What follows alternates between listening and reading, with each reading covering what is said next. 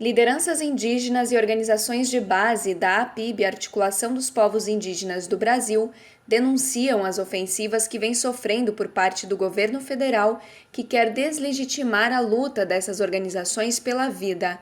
Depois de perseguir e tentar criminalizar as lideranças, o governo de Jair Bolsonaro, através da gestão do delegado da Polícia Federal Marcelo Xavier, à frente da FUNAI, tenta agora pressionar os servidores das coordenações regionais do órgão e lideranças locais a fornecerem informações sobre as doações feitas pela APIB, organizações ambientalistas e indigenistas no período da pandemia. Desde 2018, que a FUNAI vem impondo aos povos indígenas uma nova forma de conceber a política indigenista no Brasil. Uma política indigenista voltada para os ruralistas, voltada para os interesses da mineração, voltada para os interesses do agronegócio. Posto que o atual presidente da FUNAI ele foi nomeado pela bancada ruralista. Portanto, ele impõe uma nova forma da FUNAI conceber os direitos indígenas ou não conceber os direitos indígenas. Nesse sentido, em janeiro e fevereiro de 2019, ele iniciou impondo uma série de restrições à própria atuação da FUNAI. Primeiro, retirando servidores das terras indígenas e impondo limites para a atuação desses servidores, dizendo ele que os servidores não atuariam em área não regularizada. Né? Em 2020, ele expediu a Instrução Normativa número 9, que possibilita a certificação de áreas privadas, de fazendas, em terras indígenas ainda não regularizadas, né? E também, em 2020, saiu a Resolução 04 da FUNAI, que estabelece uma nova forma de identificação do ser indígena, né? E, por último, a Instrução Normativa 01, em conjunto com o IBAMA, a qual possibilita a certificação ambiental em terras indígenas para a instalação de empreendimentos econômicos. Portanto, é uma série de medidas que ele vem impondo às comunidades indígenas, que afeta diretamente os territórios e muda a concepção de que esses territórios devam ser explorados pelo capital. Né? E, recentemente, ele entrou com ação, né, para a Polícia Federal abrir inquéritos policiais contra organizações indígenas e lideranças indígenas. Não teve sucesso, é claro, e agora ele emite um ofício no dia 4 de maio solicitando às administrações regionais da FUNAI que forneça, né, informações com relação à distribuição de alimentos, né, de materiais de limpeza, higiene, às comunidades indígenas por parte das organizações indígenas e dos parceiros. Portanto, é um conjunto de ações que visa precarizar, né, os direitos indígenas e favorecer os não indígenas dentro dessa concepção de exploração e benefício do agronegócio dos setores anti-indígenas no Brasil. Nós estamos dialogando, inclusive, com o Ministério Público Federal, que impôs ações nos vários estados e derrubou a Instrução Normativa número 9 em mais de 16 estados da União. O STF também derrubou a Resolução 04, né? E estamos conversando com as organizações indígenas e com o próprio Ministério Público Federal para ver se não cabe uma ação de improbidade administrativa contra o presidente da FUNAI, porque ele está extrapolando as suas funções e as funções institucionais do próprio órgão, né? A FUNAI ela foi criada com a função de defender os direitos indígenas e promover os direitos indígenas, e não o contrário. Né? E ele está fazendo justamente o contrário do que estabelece a regulamentação que criou a FUNAI, todo o aspecto normativo que foi criado a FUNAI. Portanto, o Conselho Indigenista Missionário é totalmente contrário a essa forma de administrar o órgão indigenista oficial e vamos fazer todo o empenho no sentido de denunciar essa ação autoritária. Estamos vendo uma série de ataques contra os territórios indígenas por parte de garimpeiros, por parte de madeireiros. Ontem mesmo nos chegou a informação de que garimpeiros atacaram uma comunidade indígena Yanomami, né? Há notícias de mortos, portanto, há uma situação de incentivo a esse tipo de ataque por parte dessa postura da direção da FUNAI.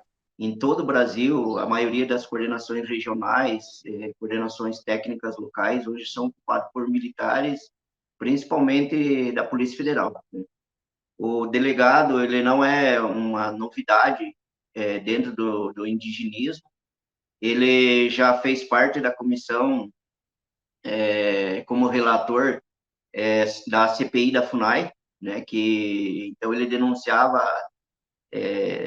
várias questões sobre a FUNAI e indicado aí pela bancada ruralista na época, né, como relator, e para a extinção da FUNAI, né, que a FUNAI não era essa entidade representativa dos povos indígenas e era usado como uma agência, né, então essa era a visão dele. E nos surpreendeu, então, aí do governo Bolsonaro, quando ele entrou e assumiu como presidente da FUNAI, né? Um cara que queria a extinção da FUNAI e, de repente, virou presidente, né? O delegado. Então, desde lá, os ataques começou com a primeira instrução normativa que saiu da FUNAI, aí coordenado por ele, o Nablan Garcia, né? Que é um inimigo antigo aí do movimento indígena e dos povos indígenas, né, que foi a questão da Instrução Normativa 09, que foi derrubada mais tarde pela PIB. Os povos indígenas no Brasil, a partir de 2018, teve a sua assistência, principalmente com relação à saúde, totalmente desestruturada, né?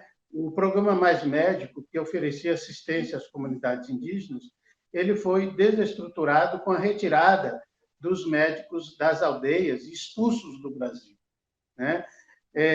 Quando chega a pandemia, né, em 2020, as comunidades indígenas estão completamente desprovidas da assistência a essas comunidades. Agora, essa ofensiva mais organizada, que nem diz, né, e por ele, que é essa questão de questionar, né, a questão dos apoios que a PIB recebeu para poder ajudar diretamente as comunidades. Porque num país onde é negado pelo Estado brasileiro o nosso direito à saúde, principalmente, que é a questão do momento que nós estamos enfrentando, que é o momento da pandemia, que o poder público ele tem por obrigação políticas, principalmente de enfrentamento do Covid, que a gente, desde março de 2020, né, a gente vinha tentando um diálogo com então, o secretário de Saúde indígena, para discutir esse enfrentamento, porque a gente sabia que para nós, povos indígenas, seria mais letal, né? Seria mais... para nós, os prejuízos seriam irreversíveis, principalmente pelos mais velhos, né? Que foram os primeiros que foram afetados. Então, deixa nós numa situação de que a organização ela não pode ser, num momento como esse, só uma organização política, né? Não só defender direito, mas ela precisa também fazer o seu papel como organização de dar o apoio às comunidades e buscar parceiros.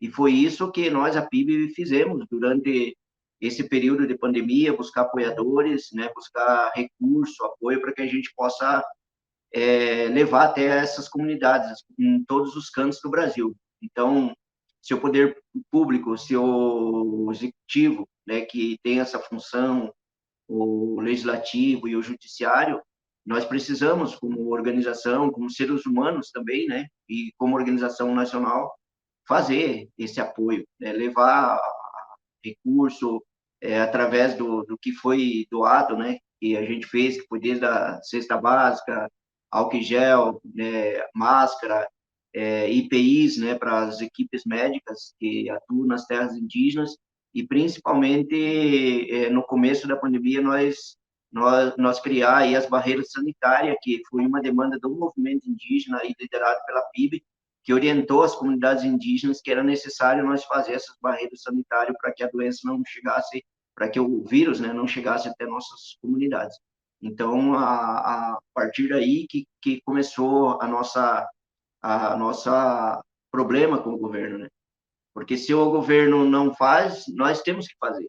E hoje a PIB está num papel muito importante e que nós estamos discutindo hoje não só uma política aí para nós povos indígenas no Brasil, mas também para o mundo, fazendo o nosso papel como organização indígena, né, que é defender esse direito, e devido a isso que o delegado aí entrou com essa ação contra nós, pedindo esclarecimento aonde que o recurso foi aplicado, né, principalmente na pessoa da Sônia hoje, né, Sônia Guajajara, né, que é uma das coordenadoras executivas da PIB. A PIB não tem obrigação nenhuma de responder ao delegado, né, e a ninguém na FUNAI, nem as coordenações regionais, nem coordenação técnica. Nós temos que dar a nossa resposta ao nosso povo, que é levando esses materiais, esses apoios que a gente tem direto a eles. Eles sim, a gente tem um compromisso de fazer uma prestação de contas, mas para a FUNAI nada nos obriga a nós, porque não é dinheiro público, é um dinheiro de pessoas que acreditam no nosso trabalho, acreditam no que nós estamos fazendo no Estado brasileiro, aí para os povos indígenas. Então a gente não tem essa obrigação. Conseguimos derrubar, arquivar o processo, né, esse pedido por parte da FUNAI, e agora todas as regiões, né, aí que a FUNAI vem pedindo aí de esclarecimento, a gente nem vai, não temos obrigação nenhuma de responder a nada a FUNAI. O papel principal dela é proteger, né, proteger as terras indígenas, defender o direito dos povos indígenas, mas pelo que a gente vê nesse atual momento é bem diferente. É uma FUNAI que incentiva o agronegócio, né?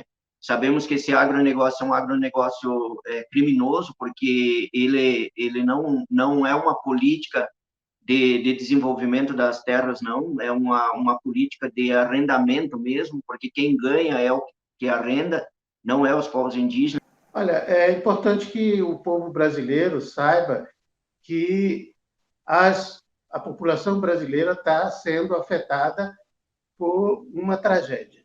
E essa tragédia, ela poderia ter sido menor devido à postura, infelizmente, de quem está hoje à frente do governo federal. E as comunidades indígenas também sofrem esse impacto. Não estamos aqui falando de nenhuma ficção, estamos falando da realidade. E essa realidade, infelizmente, ela é triste, mas temos a esperança de que isso vai passar. E como dizia uma delegação indígena que veio aqui em Brasília recentemente, a pandemia vai passar, mas a boiada não vai passar. E o que eles querem é que esses territórios estejam livres para exploração, ou seja, que os povos indígenas deixem de existir e deixem de lutar.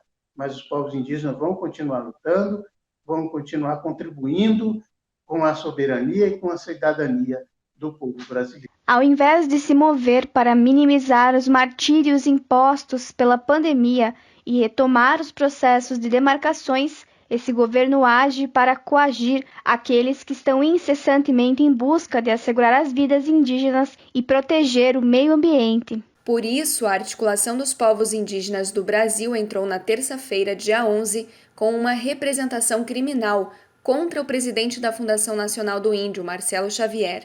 O protocolo foi feito ao Ministério Público Federal e pede que seja instaurado um inquérito solicitando a condenação de Xavier pelo crime de denunciação caluniosa. Para a PIB, o presidente da FUNAI, que também é delegado da Polícia Federal, cometeu crime quando utilizou o aparato do órgão indigenista para promover perseguição política contra a PIB e Sônia Guajajara.